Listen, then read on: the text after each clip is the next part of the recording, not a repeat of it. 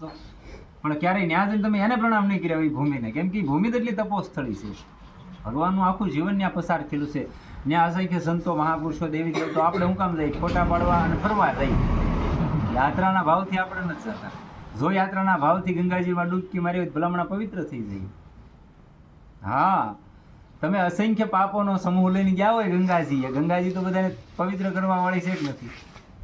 અહીંયા આપણે ઓલું પ્રયાગરાજમાં કુંભ ગયો, મહાકુંભ, એમાં ઘણા કહેતા ભાઈ ત્યાં કુંભમાં અહીંયા થોડા પવિત્ર થઈ જાય. ન પવિત્ર થતા એટલી બધો કરોડોની મેદની થોડી ભેગી થાય.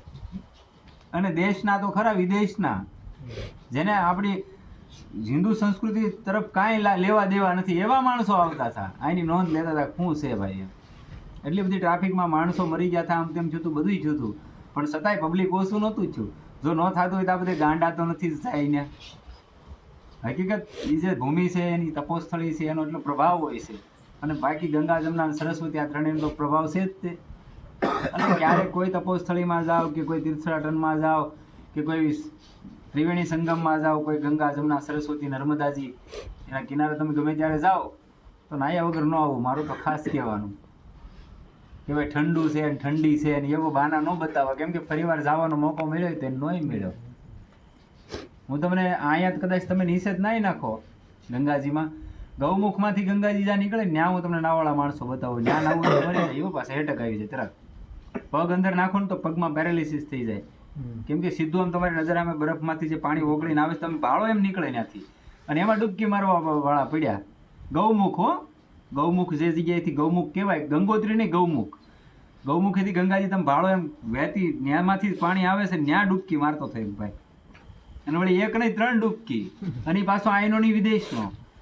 હવે કેટલાનું મહત્વ હોય છે આઈને, આપણી સંસ્કૃતિનું કેટલું મહત્વ હોય છે, આ નદીનું કેટલું એને પ્રમાણ છે, ત્યારે જ માણસ જઈએ કે ને અને કરી શકે ને. હા, બદ્રીનારાયણ તમે જાણો, બદ્રીનાથથી સ્વર્ગારોહણનો એક રસ્તો નીકળે, સ્વર્ગારોહિણી તરફ. જ્યાં પાંડવો ગયા હતા સ્વર્ગારોહણ કરવા, એમાં બધા પાંડવો લગભગ 4 ભાઈઓ તો વ્યા ગયા, દ્રૌપદી સુદાન બધા વ્યા ગયા હતા. અહીંથી રસ્તામાં જ બધાએ પ્રાણ છોડી દીધા, કોઈ ઠેઠ નહોતા પગ્યા.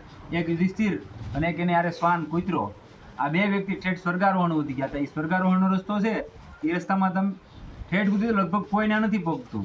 જે સ્વર્ગારોહણ કર્યું હતું યુધિષ્ઠિર મહારાજે, એ જે પર્વત છે સ્વર્ગારોહણનો, એ પર્વતની જે તળેટી કહેવાય ને, તળેટી સુધી કોઈ નથી જવાવાળા. 1000-1500નું ટોળું નીકળ્યું હોય અહીંથી, એમાંથી 2 થી 3 જણા તો બહુ થઈ ગયું, બીજા પાછા વળી જાય અડધવયથી. એ કે ભાઈ જીવતા રહેવું તો સ્વર્ગારોહણ છે, અહીંયા સ્વર્ગ છે. એવા ભયંકર માર્ગો અને ત્યાં જવાવાળા છે. ત્યાંથી એક માજીને મેં જોયા હતા, મેં તો સોશિયલ મીડિયા દ્વારા જોયું હતું. એ ત્યાંથી લંડન રહેતા થઈ માજી, ત્યાંથી પછી એ પોતે એને અમુક માણસો આપણે જાતા હોય ને હામાં મળે છે, તો એ કે ભાઈ કેવી યાત્રા રહી માજી, એમ કીધું મને જેને મોકલીને હું લાખ આભાર માનું. એ કે દુનિયાનું જાગતું જીવતું સ્વર્ગ મેં અહીંયા જોઈ લીધું. ત્યાં હકીકત કોઈ જગ્યાએ મૂર્તિ કોઈ વસ્તુ નથી.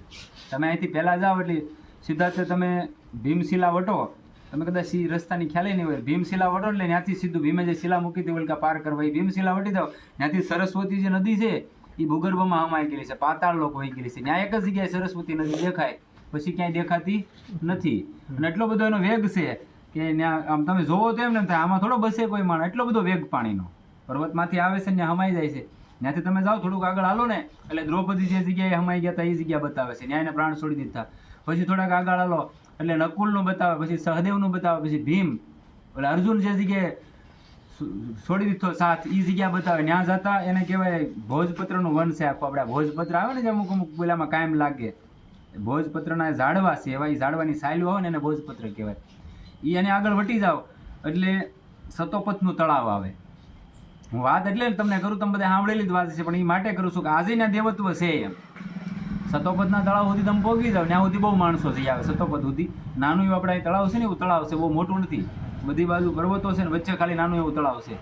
એમાં આજે તમે કોઈ કસ્તર નાખો, કોઈ મતલબ કચરો નાખો, તો ત્યાં 2-3 એવા પક્ષીઓ છે, એ તમે અંદર નાખો ને એટલે તરત એની સાંસથી પકડીને બહાર કાઢીને મૂકી જાય. એક કચરું અંદર ન રહેવાય જે નહીં આજની તારીખમાં. અને આજે એવું કહેવાય છે, શાસ્ત્રોમાં પ્રમાણ છે કે સતોપથના તળાવમાં ત્યાં ભીમે ત્યાં સાથ છોડી દીધો પાંડવોનો, ત્યાં ભીમનો સ્વર્ગવાસ થઈ ગયો હતો. ભીમ જે જગ્યાએ રોકાણ હતા ત્યાં આ સતોપથનું તળાવ કહેવાય. એ તળાવની અંદર આજે એકાદશીને દિવસે બ્રહ્મા વિષ્ણુ મહેશના સ્નાન કરવા આવે એમ કહેવાય છે. તમે અહીંયા 1 કરોડ માળા કરો, રામ રામ કે સીતારામ કે શિવ શિવ જે નામની તમે માળા કરતા હોય કે મંત્ર જાપની, 1 કરોડ ના 1 કરોડ બરોબર થાય. હા, અલકાપુરી ના બધું કે ને જે કુબેર ભંડારીની અલકાપુરી કહેવાતી, અલકાપુરી ને બધું પહેલા રહી જાય. સહસ્ત્રધારા ને વસુધારા વોટરફોલ ને આ બધું કહેવાય ને જે આગળ જાતા બતાવે સાઉથના પિક્ચરોમાં ને એમાં, એ બધું આ રસ્તામાં આવે. પછી એક પિક્ચરમાં બતાવે તમને ખબર હોય કે જેની માથે જે ધારા પડે એ પવિત્ર માણા હોય તો જ એની માથે ધારા પડે, ત્યારે પડે એની વસુધારા કહેવાય એને. હા, એ હકીકત ને આ છે, ખોટું નથી. એ તમે જાઓ ને રસ્તે એટલે એમાં બતાવે વસુધારા, તમે એની નીચે ઉભા રહો પાણી બંધ થઈ જાય. આજની તારીખમાં એવું છે. હા, ખોટી વાત નથી, તદ્દન કઈ ખોટું છે એવું નહીં. તમે નીચે ઉભા રહો ને તો પાણી આમ વયું જાય, તમારી માથે ન આવે. એવી રીતનું છે, હકીકતમાં છે, આ રિયાલિટી છે. એ આ રસ્તામાં બધું આવે. ત્યાં તમે જોવો ને તો તમને એમ થાય કે આવું કેવી રીતનું માન્ય કરવું. જે તમે સતોપથનું તળાવ ઉલટી જાઓ પછીની એવી ભૂમિ બતાવે, એવી ભૂમિ આવે કે ત્યાં ગ્લેશિયરો ને ઉભો, એટલે આગળ જવામાં હારા કાળજા કંપી જાય એવી જગ્યા છે. પણ ત્યાંથી તમે આગળ આવો એટલે ચંદ્રકુંડ ને સૂર્યકુંડ ને એવા કુંડ આવે, કોઈ બનાવેલા બાંધેલા કુંડ નથી. એક કુદરતની કરામત હું છે એ ઉપર એ માટે વાત કરું. બાકી તમે જોઈ શકશો આ બધું સોશિયલ મીડિયામાં છે, આ તમે ઘણા સમય પહેલા જોયેલ એટલે વાત કરું કે ત્યાં સૂર્યકુંડ છે, એમાં હવારમાં પાણી ધીમે ધીમે વધે અને હાંજ થાય એટલે ફૂલ ભરાઈ જાય, રાત જાય એટલે હવાર ખાલી હોય પાછો સૂર્યકુંડ. અને ચંદ્રકુંડ છે એ દર 15 દિવસે ભરાઈને 15 દિવસે ખાલી થઈ જાય. આજે આ પ્રકૃતિને આરે એવી રીતનું હાલે બોલો આજના તારીખમાં. અને આ તમે હાલો આગળ જાઓ, એનાથી આગળ વ્યા જાઓ એટલે એક બીજું જગ્યા છે, એ જગ્યાનું નામ મને ખાસ યાદ નથી. એ જગ્યામાં તમે જાઓ તો અહીંયા ક્યાંય એક તણખલું ઉગવું મુશ્કેલ થઈ જાય. ત્યાં જે પાંડવોએ ખેતી કરી હતી ત્યાં આજે કોઈ ખેતી કરવા નથી જતું મોટા ભાઈ, અને આજે લાલ ચોખા થાય. એના હાથે પાણી કેરામાં આવેલું છે, કેરા તમે ભાળો એવા છે.